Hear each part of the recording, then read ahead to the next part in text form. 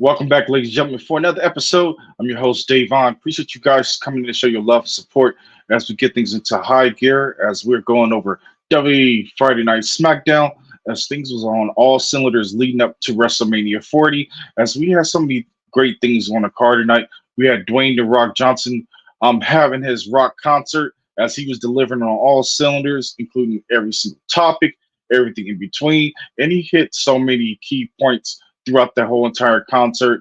And it was very entertaining. As you know, Dwayne The Rock Johnson knows how to do and conduct himself from there. We also had the main event, which we had Bayley taking on Dakota Kai along with Damage Control at ringside.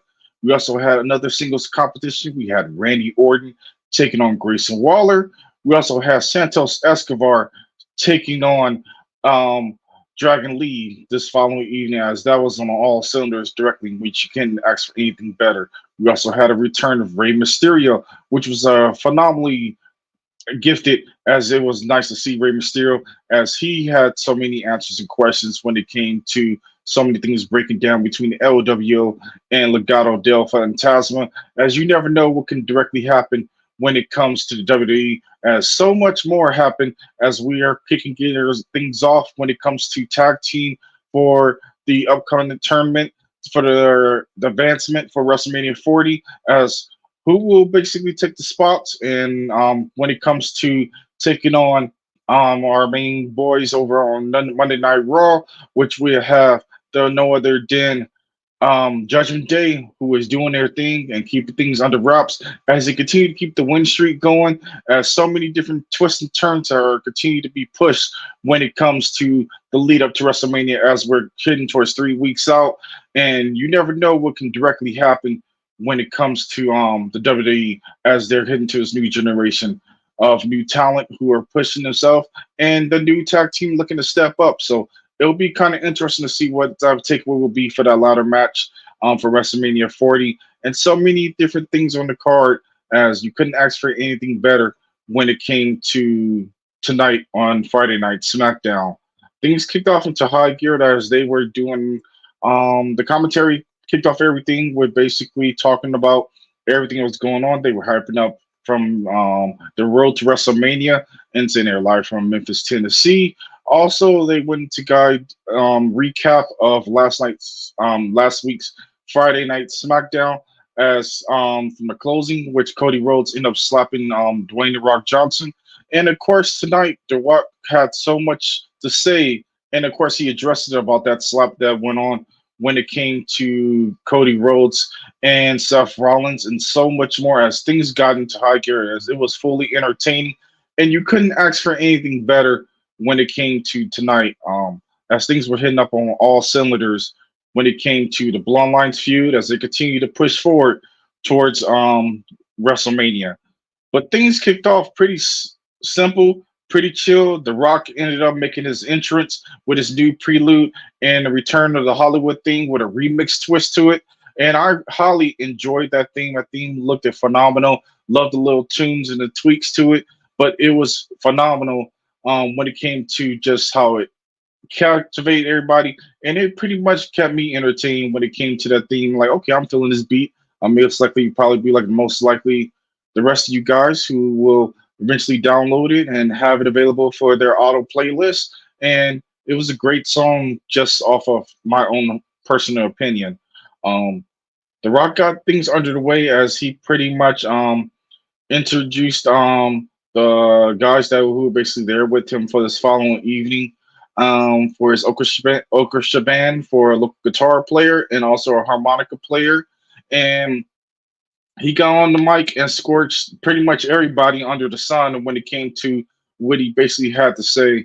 And he was on hitting on all cylinders when it came to tonight. He got directly on the mic. He basically said things have been going on the way to being sold on every single city. And then tonight they're in Memphis, Tennessee, and working as Flex Cavanagh. And he also says finally The Rock has come home. And he talked about just different things of his past, where he used to live in Memphis, and that was his original home from there. But He says he loves his music, and he starts off with playing the guitar and basically getting, well, not on the guitar, but more so just gets things underway by just on the mic as the orchestra. The two guys were on the announcer's table, basically with the spotlight on them as they continue to play, and then the band continued to get things underway. And then he starts singing, and he knows how he's going to beat their asses. And the song pivots and talks about Cody's mom and how The Rock himself is a mama's boy, but before offering a story about how Cody was born and he was too weird and Dusty regrets using cheap condoms and having drunken sex. And then he switches over to the next verse, which was about Seth Rollins, about how his wife is more popular than him. As you see how that goes with that. Well, pretty much that is true when it comes to Becky Lynch. She is a powerhouse and she is doing great things. And she continued to be in her awakening into doing great things when it comes to Monday Night Raw. So we shall see where that hot take goes from there. But then he switches gears over, saying that she is more popular than him and that he's going to make Seth's title disappear. And then the verse hits over towards the Cody Crybabies and how they play for sex and so on and so on. He really hit so many key notes into this promo. This promo really delivered when it came to the deliverance, and you couldn't ask for anything better from Dwayne the Rock Johnson. And then the song preludes, and then it becomes over, and then he gets into high gear as he talks about last week's slap and plays the footage directly from there. And then, of course, they show the footage, and he says Cody finally manned up and grew some balls, and he slapped the hell out of The Rock. And then The Rock went on, and then he went on a Raw. And then what he do next? The Rock plays the footage of Cody crying, and of course he mocks him for crying. And that was a kind of little hot take. And then he really turned things up with just volume 10, and he really got into the real details of everything as he continued to really get real deep personal. And then he went to talk to Cody Rhodes' mom. And then he straight went to the full details of everything. And he says he knows she's watching and listening. She's gonna know him in many ways. He wished that she didn't, but he ends up telling her that he's going to make Rhodes pay and make his family pay and make her pay. And on that night, he's going to beat him and Seth Rollins and take them down. And then of course, night two, where Rhodes is going to fail to finish the story. And he's getting to full details that he has a special belt for the Rhodes family. And The Rock pulls out a belt from a black silhouette bag. And it's the Barber Bull weightlifting belt. And he goes into full details, and he continued to push the shoot towards Cody's mom, and says that he's going to beat Cody Rhodes over and over and over, and he's going to make him bleed and tear a couple of flesh and beat him down to a pulp and whoop the dog piss out of him over and over again. And when he's done, he's going to take that bloody belt, walk over directly to Cody Rhodes' mom, and put it directly in her lap. And she's going to be crying. And that's okay because he says he's going to be smooth and he's going to whisper into her. And with all the blood and tears on the belt, that he's going to wipe her tears and say, Michelle, what can I say?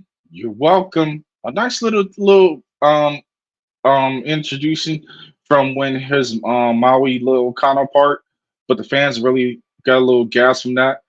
And then from there, things kicked off in gear as Dwayne The Rock Johnson kept everybody in light. He's always doing a phenomenal job when it comes to being a heel, and his presence always lands on all key points when it comes to when he delivers a promo. When he's a heel, I truly love it, and you can't ask for anything better when it comes to Dwayne The Rock Johnson. From everything from the way he continued to be with his catchphrases, to knowing how to get under people's skin, to knowing how to just play his role when it comes to heel. And also the key point is he calls himself the nickname as being the final boss. So everybody has a final boss in their story, and he's saying that Cody's not going to have no chance when it comes to him being the final boss. Then Dwayne The Rock Johnson walks to the back, and then the camera cuts from there as they get ready for the next following segment, which was a backstage segment with Legado Del Fantasma, as they was getting ready, as they getting ready to go into break and getting ready for their match for the next following match for the tag team tournament, and they were taking on LWO, which LWO has been delivering on all cylinders. Which we had Joaquin Rao and Cruz del Toro taking on Angel Garza and Humberto Carrillo, and this was a nice qualifying tag team match from start to finish in the first round. You couldn't ask for anything better, but this match went the full distance. It was a lot of chain tag team maneuver moves, high spots from the LWO as they controlled majority of this match. And then, of course, the counterpart when it came to the end conclusion of this match of going back and forth. Came down to Legado Fantasma picking up the victory with assist the alarm clock. Basically, it's like a pop up penalty kick, but that was a nice transitional move. I wish it could have been something simpler, either to a cutter or to a flatliner. But we shall see if they change up that finisher move directly from there. This match pretty much went the distance. This match went a total of 8 minutes and 44 seconds, but it wasn't too bad whatsoever from my own hot take and personal opinion. This match was fast and furious, and they really kept me entertained, and I was invested when it came to this tag team match. I look forward to seeing what happens in the long run with this feud, but um, Legado Fantasma, they ended up qualifying, so we're good to see where they go in the next point of the tournament, as the tournament is really shaping up with so many teams being involved, and I look forward to seeing what things go on from there.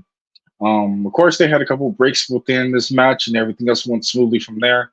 And then they switch over to footage of Bayley and Dakota Kai arriving at the arena earlier throughout the day. Then they ended up switching things into gear, and ended up going to break from there. Um, Once they came back from break, they switched to high gear, and the commentary team said we're going to switch over to Kayla Braxton, who was at the entrance ramp, and they were doing a nice little different camera angle. Going back to the old school WWE roots, which I truly love, is that having the interviews more pandered, like a towards the fans or like that. I wish they had like a little podium style or something like that on the side where they do it, where you have like a nice little stamp ramp similar to where they do it the old school WWF 80s and 90s style, where you had so many greats do it that way with the fans overlooking them and doing that way. But hopefully they'll go back to that kind of version style of having a nice little somewhere for them to have a staging area right there on the side somewhere, so they could do direct interviews like old school style when it came to WWF. Of course, it's still original WWE style. From my personal generation, it was WWF World Wrestling Federation back in the days, but things have completely changed now. But Kayla Braxton got things underway as she ended up introducing LA Knight. The crowd was popping really hot when it came to LA Knight. He is still over. His story was still in the question, but the crowd was really behind him tonight. The Memphis crowd really was fully on all cylinders, was chanting his name and everything in between. And then LA Knight really got into things. He was all smiles and everything. And then of course he said let him go ahead and cook for a moment. And he took the mic from Caleb Braxton, and then Caleb Braxton walked to the back. And then LA Knight ended up cooking when it came to a decent promo. He went into full details. He calls out AJ Styles, and then he says he doesn't show up, but he calls him short in a Napoleon Styles, even though Napoleon was actually about average in height for a late 18th century European. You see the nickname, the Little Corporal, and was a term of endearment given to him by his troops into the sense of he's our guy, not that he's short. And then LA that keeps going through at it, basically keeps going at it, talking about the whole situation that happened over where AJ Styles attacked him overseas but can't show up tonight in Memphis. And then he proceeded to challenge AJ Styles to a match at WrestleMania. And things really broke down from there as he was calling AJ Styles, but AJ Styles basically did not show up from there. And then he focused attention back to the crowd, which the crowd was hot, red hot. And then AJ Styles ended up coming out and then attacking him from behind with a steel chair. And then, of course, ended up prone in the chair directly over LA Knight's neck as the staff and everybody was coming out and trying to break it up, but AJ Styles had the mic, and he said that he accepted the WrestleMania 40 match, which I feel from my own personal take is going to be great. You can't ask for anything better, but AJ Styles and LA Knight know how to deliver. I feel like LA Knight should be in a prime ready for a championship match, most likely probably be a SummerSlam or some kind of hot take. But other than that, it's just time for LA Knight, AJ Styles to get back into his high horse of being phenomenal. And I look forward to seeing what goes on in the long run when it comes to both of these guys. Guys both know how to deliver, and things continue to get great each and every single week, as you can't ask for anything better when it comes to LA Knight and also AJ Styles. So then we switch things up to a recap of Logan Paul and also KSI, who revealed the new Prime logo, which will be now available for every single pay-per-view moving forward. The first stop will be WrestleMania, and every single pay-per-view will be standard. And of course, they go over that whole entire recap of the whole situation of him revealing it. And of course, Randy Orton coming from directly under the ring. And of course, Logan Paul running from under the ring, but trying to get KSI's attention. And KSI said he got it, but of course, Randy Orton turned around and hit him with that RKO, which was a beautiful RKO that he had delivered last week. And things kick into high gear from there. Then Logan Paul was gonna went ahead and stormed into Nick Aldis's offices, and then he wanted to dress Randy Orton. How is it going to go for his punishment? And where Nick Aldis pretty much shoves it off, and he says that he wants an apology from Randy Orton because Aldis might get in serious trouble. If not, Nick tells him to go ask Randy himself in person and get the apology from there. And so Logan Paul pretty much was very frustrated and was not feeling it whatsoever. So he stormed off, and then they switched things over back to the ring to get ready for the next following match. And Grayson Waller makes his entrance along with Austin Theory, and they're prime trying to get hype the crowd, but the crowd is pretty much just booing through there. And they end up going into commercial break after that direct entrance from there. Then we switch things up as they come back from commercial break.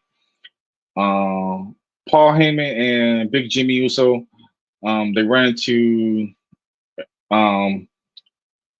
Caleb Braxton, who ends up scaring Paul Heyman again, which was kind of funny little segment. And things really broke down from there as Jimmy Uso got prime and serious, and he responds to Jay challenge, and he accepted it for WrestleMania 40. He had so much to say on that hot take, and that was a serious promo. It was short and sweet, but it delivered what it needed to do. And I look forward to seeing what goes on directly for that match as the Bloodline Civil War continues to go on as his brother versus brother. And you can't ask for anything better when it comes to Jimmy and Jay Uso.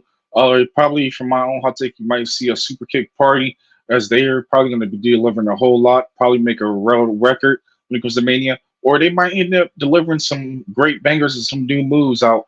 So check your local PLE for that WrestleMania, and I highly recommend to see that match to see if it doesn't stink up the joint or if it may highly deliver on all cylinders. Are you on Team Yeet or are you on Team No Yeet? I'd like to know from you guys' personal take. And also to get the algorithm up, if you're tuning in, get the thumbs up so we can get the movement. So continue to get the algorithm going for this following video. And I appreciate you guys tuning in as things got into high gear for tonight on Friday night SmackDown. But let's get things back underway as they get ready for the next following match of the night. It's Grayson Waller taking on Randy Orton. Randy Orton ends up making his entrance, and of course, he took quite a good little minute as he was coming through towards his direct match, and things really picked up from there as Grayson Waller was not fond and was not interested with the situation of how things were turning out with his entrance, and he really was trying to get Randy Orton's attention. Then Randy finally locked eyes on him and was like, okay, basically kind of taking it a little bit more serious. And then Logan's Paul entrance theme hits. And then, of course, he's walking out with the United States champion, smirking and making his presence. And Randy Orton kind of kind of like smirks a little and notices and acknowledges that Logan Paul's there as he ends up joining the commentary team for this following match. But this match pretty much was pretty decent. It went a total of 8 minutes and 40 seconds, but everything started off pretty smoothly as once the match ring bell started, Randy Orton still was like on Lady Logan Paul, and Grayson Waller took advantage of that and really just started mounting on punches and then getting into the brawl. And of course, Orton ended up countering back into his own mounted punches, and then of course locking back that, pointing directly at Logan Paul from there. But the majority of this match was being controlled, including with a whole bunch of transitional moves and a couple of inside outs, including a nice little spot by Randy Orton doing backdrop twice on the announcer's table on the outside. And of course, things transition from there with a couple of lariats, including a nice, beautiful power slam by Randy Orton. And then Grayson Waller was trying to make his rallying comebacks as well as things really broke down from there with a nice chain wrestling and a nice high spots. This match was pretty quick. It wasn't too bad whatsoever.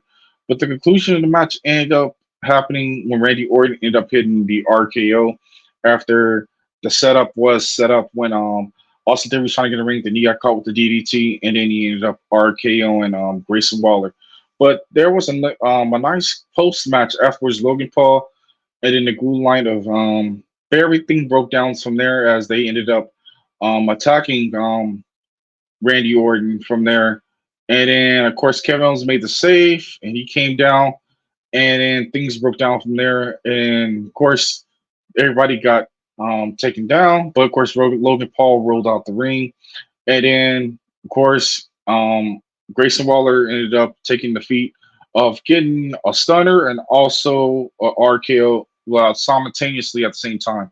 So basically, a nice little drop on the neck, and then before he can pop back up, he got RKO, which was a nice little transition. I highly recommend to check out that video from that nice setup for that move.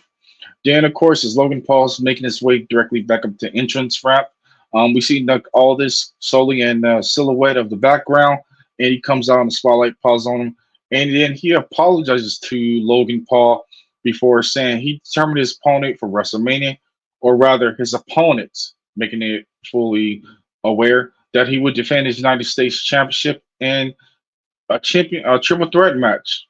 And of course, Orton and Randy Orton are both at ringside. But of course, it was a nice little thing that almost happened earlier before the NFL match, where Orton almost caught Kevin Owens with a RKO earlier, kind of teasing it.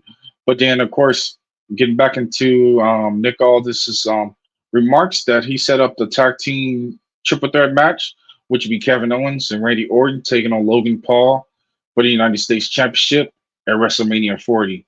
I really look forward to seeing what goes on with that match. That match feel like it's going to be on all cylinders, and they had to put Kevin Owens and Randy Orton somewhere in that card. And this looks like this is going to be the hot take. I feel like it's going to be phenomenal when it comes to that triple threat match. It's not going to be a sleeper. It's going to be fast paced. It's going to deliver. It's going to get the fans popping to it. Randy Orton knows how to be captivating into those big crowds like that. Same with Kevin Owens. Logan Paul knows how to make a grand entrance, so I look forward to seeing what will be his next stint or what will be his next grand slam entrance, to seeing what will happen from there. Then things broke down from there. Then we switched back to a recap for the next segment, which was Damage Control Saga, all the drama, everything that broke down following weeks, including the Dakota Kai turning and everything in between. And then, of course, then they pan over to Damage Control, who's being interviewed backstage. Then the Dakota Kai gets straight to delivering the information. She tells Bayley she's going to break her and anyone who feels sorry for her, as they said she lost her damn mind because it's her own damn fault. So the message to anyone and anyone is that they run a show, and then they end up panning to break from there when it came to that particular segment. Then we switched into high gear to get ready for the next following match, which was Santos Escobar, and along with all the members of Legado Del Fantasma, as he was in a match against Dragon Lee. This match was fast and furious. Didn't last pretty long. It was a minute and 28 seconds, I believe, for this match. But this match didn't last very long. This match was fairly quickly. as it was hot out the gates. It was very quick and going from there. And then of course Angel and Humberto ran interference and then sent Dragon Lee packing. But Santos was ready for it and he ended up picking the victory with the Phantasma driver. It was very quick with the interference. And in the post match, Legado del Fantasma ended up putting the boost to Dragon Lee, but then Carlito's entrance came on and he tried to make the save. And then, of course, they ended up getting the advantage, and Escobar jumped on Carlito, and it was still just being outnumbered. Then Rey Mysterio made his entrance with a return, and he ended up fighting with Escobar, Escobar and the rest of them, and then start taking them out from there. And then he was about to get ready to set Santos for the 619, but he ended up rolling out the ring before it being connected. Then Ray gets on Mike and he says, "Why is he running?" And then he challenges him for a match next week, and promised to slap the taste out of his mouth. And I look to see in this match next week. It's going to be high gear drama. I thought it was going to be a WrestleMania, but it looks like it's going to be happening next week as Rey Mysterio and Santos Escobar feud continues as the LWO is in full strength against Legado Del Fantasma. So it's kind of nice to see that all the members are slowly making a return back. And we shall see what happens in the long run when it comes to the standing feud. And also, will the rest of the members of Legado Fantasma get involved? And we shall see as well. Will this eventually turn to kind of like a mixed four-man tag or anything like that?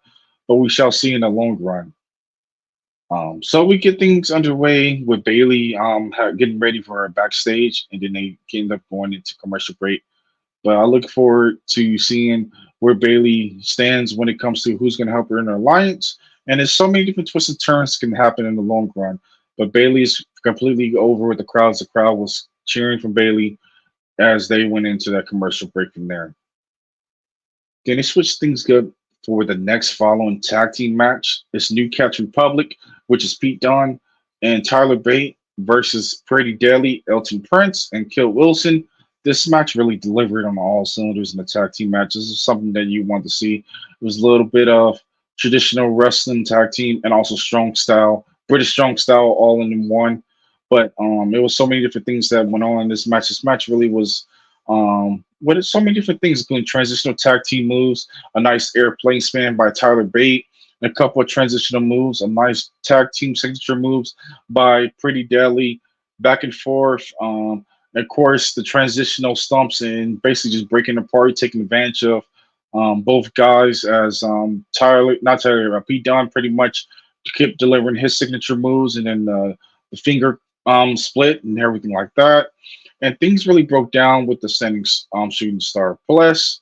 And then Tyler Bate went for a couple other signature moves from there after the hot tag in. And then of course, they had a couple commercial breaks from there. But the conclusion of the match ended up really breaking down very quickly as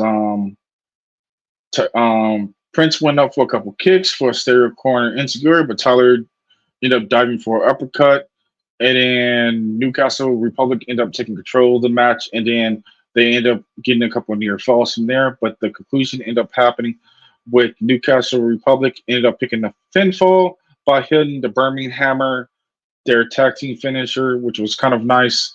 And things broke down from there. This match went a total of well, how long this match went? This match didn't go pretty long. This match was pretty decent. This match went a total of 8 minutes and 12 seconds, but it was pretty decent. As things really broke down from there. And it was a nice thing to see Newcastle Republic pick up that victory to advance in the brackets of the first week for the tag team advancement for WrestleMania. I think they should be one of those hot picks to be able to be involved as well. Same along with the Street Profits and a couple other talent as well as things continue to break down from both sides on Raw, SmackDown, and seeing who will be involved in that tag team. If you guys have any hot takes directly, feel free to comment down below the tag teams you look to see being involved directly for WrestleMania 40 in that ladder match, which is going to be high in pandemonium. A lot of tensions involved. So a couple of teams will be feuding still or burying their feuds directly at Mania, and so much more can be happening directly from there. Then we get into a highlight reel package of on TikTok where they were acknowledging Roman Reigns and a whole bunch of other stuff, basically just hyping up how dominant Roman Reigns was and how celebrities were getting involved in the sports world and everything in between, as they really continue to hype and go directly from there as they went back and forth on commercials and get ready for next week's show with all the matches that were being directly involved for the next following week, which we ended up having so many matches from there, which were hype up. We have Rey Mysterio versus Santos Escobar. Also, along with that, we ended up having a face-to-face with Roman Reigns and Cody Rhodes being announced as well as the other players on the field for a tag team match. I believe it was a fatal four-way for tag teams that were being involved, including the Final Testament, the Street Profits, and so many more other teams being involved for next week. But I look forward to seeing what goes on with that matches. I'm hoping that match delivers when it comes to that fatal four way, but we shall see what goes on for the next following weeks. And also seeing that face to face encounter with Cody Rhodes as he continue to finish the story, but also seeing if Roman continues to be king on dominance and seeing that nice hot take as we're getting closer and closer towards WrestleMania as this feud continues to boil over in the long run. And I look forward to seeing what happens from there as things get things underway from there. Then we get ready for the next following match, which is Bayley versus Dakota Kai. Bayley, um, of course, Damage Control and all them come out first, and then Bayley makes her entrance, and then things really broke down from there. As Bayley came out the gate, grounded and pounding. She was serious. She took control of this match from start to finish, all the way through until it ended up in DQ. But it was a whole lot of transition moves. Damage Control was getting involved a lot back and forth. Bayley hit her signature elbow drop, a couple other things in between. Dakota Kai hit some nice transitional kicks to the face and everything in between. But the referee had to disqualify Damage Control from being involved, and Bayley ended up picking the victory as they ended up going on the post down beat down on Bayley. But Bayley could try to control much as she could. And then, of course, they ended up going a tear raid from there directly on Bayley. Then knowing Naomi's team ended up hitting, and then she ended up making her way down to try to assist Bayley, but they were just basically outnumbered from there. And then, of course, Damage Control with the numbers game ended up taking advantage of that and taking down Naomi, throwing her on the outside. And then, of course, they ended up going for a nice high rise heat seeker setup move as they ended up grabbing all of Bayley from her legs to her hands and then lifted her up in a mounted position. And then Io Sky ended up hitting the moonsault. And from there, Damage Control ended up standing tall. And things really broke down from there as the show ended up ending from there as they was raising on the GOAT. And that feud continues to be a hot topic in so many different ways. I'll look forward to seeing where Bayley stands and where her personal opinion and her moral stand when it comes to them directly. But you never know when it comes to Damage Control. They have the advantage. And of course, the fans were chanting for Bianca Belair to come out, but Bianca was nowhere to be found as last week she addressed her feelings on Bayley and she just was not interested. And Naomi's the new one on the block of coming back and return. And she understands that feeling of being outnumbered, but she wanted to help Bayley. So we shall see who the number games are, if they're going to be more competitors being involved following next week, if they're going to help Bayley, or Damage Control's continuing on to control the yard and make their message be known as they're the ones that's controlling WWE right now with all the gold. So look forward to seeing what goes on with that for the long run. And everything from this time, Friday Night SmackDown was great. I'll give it a solid B minus. And you couldn't ask for anything better tonight. I think bored me to death. It kept me highly invested. The highlight was Dwayne The Rock Johnson's concert, including with all the shoot and everything that went down. And then, of course, the LWO and the Legado Fantasma feud. And I wonder where Dragon Lee stands for this after things are broken down. Is he going to eventually turn heel, or is he going to join the LWO side? I know he looks up to Rey Mysterio, but we never know what can happen when it comes to that situation, as he's right there smack in the middle, as LWO wants him. Same with Legado. Legado wants him to join them too, but of course they're bullying him and trying to use underlying tactics to get him to be involved and join them. So many things can happen in the mix of the next following weeks as we continue to break things down from there. But all the while, I pretty much enjoyed everything and everything was smooth. But from my own take, I appreciate you guys tuning in. Don't forget to comment down below, like, comment, subscribe, and I'll see you guys in the next one. As you guys are always amazing for making things positive and getting the viewership up. But get the thumbs up to continue to get the algorithm up as I want to continue to push myself to get more people to be involved. And don't forget to subscribe as well. But all the best to you guys. You guys have a great night. Catch you guys on the next one. Peace.